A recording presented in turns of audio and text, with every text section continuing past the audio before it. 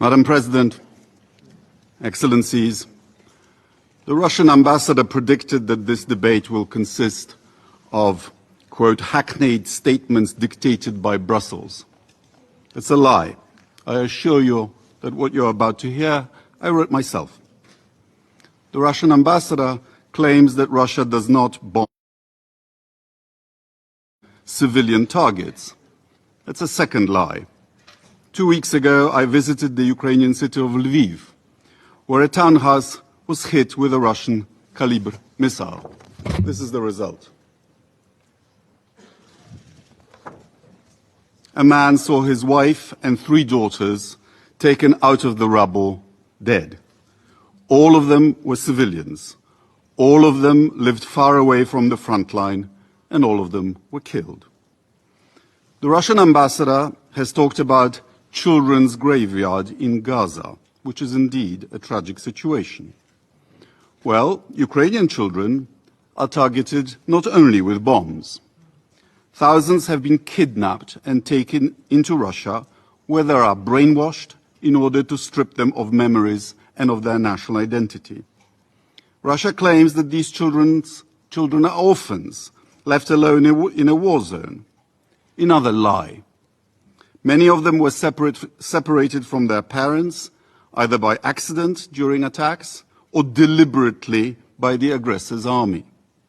Independent reports revealed that, and I quote, officials have deported Ukrainian children to Russia or Russian-held territories without consent, lied to them that they weren't wanted by their parents, used them for propaganda, and given them Russian families and citizenship. Special camps offer the abducted children Russian patriotic education, and a hotline was established to pair the minors with potential foster families, in inverted commas, luring the latter with money. On top of that, Mr. Putin signed a decree fast-tracking the process of granting Russian citizenship to stolen Ukrainian children. This is not collateral war damage. It was a plan devised before the war and ruthlessly executed. UN investigators concluded that these actions constitute war crimes. In October 2022, the International Criminal Court issued an arrest warrant for Vladimir Putin. Ambassador Nebenzia and Russian propagandists like to refer to the democratically elected government of Ukraine as Nazis, as you've just heard. It so happens that in Poland, I live three kilometers from Potulice, the site of a former Nazi filtration camp during the Second World War. It's known for the fact that thousands of children were imprisoned there, from Poland and the Soviet Union, from around Smolensk and Vitebsk. Up to 800 of these children died, but thousands were transferred west to be Germanized. Blonde, blue-eyed, Aryan children deemed to be racially suitable. I therefore have a few questions to the Russian ambassador and his superiors. How does what you are doing to Ukrainian kidnapped children differ from what German Nazis did to your children and ours? How many Russian officials have adopted stolen Ukrainian children following, as reported by the BBC, the example of Sergei Mironov, former chairman of the Russian Federation Council?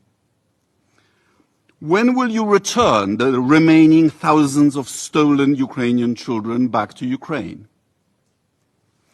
Do you know that stealing in other countries' children is tantamount to genocide, as recently reaffirmed by the Parliamentary Assembly of the Council of Europe? Do you remember that diplomats and propagandists of a genocidal regime are also criminals, as Soviet prosecutors argued at Nuremberg with reference to Ribbentrop and Streicher? Permanent members of the UN Security Council are supposed to be guardians of peace and not to fight their wars with other people's children. This is Russia's shame that will not be forgiven or forgotten. And by the way, since Ambassador Nebenzia denies the reality of Soviet Nazi collaboration in the invasion of Poland in 1939, here are pictures of their joint parade. I'm sure you recognize the Soviet uniforms. Thank you very much. I thank His Excellency Mr. Sikorski for his statement.